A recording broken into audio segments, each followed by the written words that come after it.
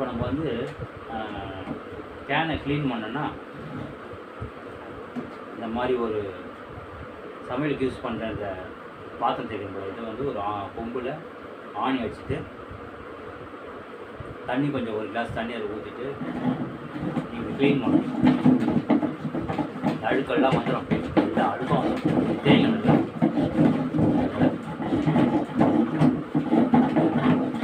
தேய்ச்சிக்கிட்டு அந்த அழுக்கெல்லாம் வந்துடும்.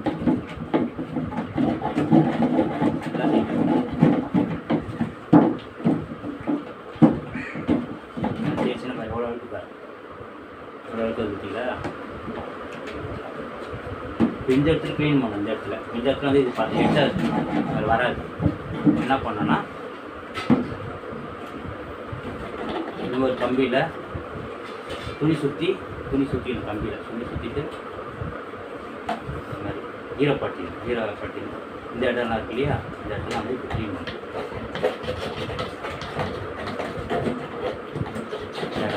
இந்த இடம்லாம் வந்து இந்த இடம்லாம் இருக்குல்ல, இந்த இடம்லாம் வந்து இந்த இடத்துல க்ளீன் பண்ணணும்.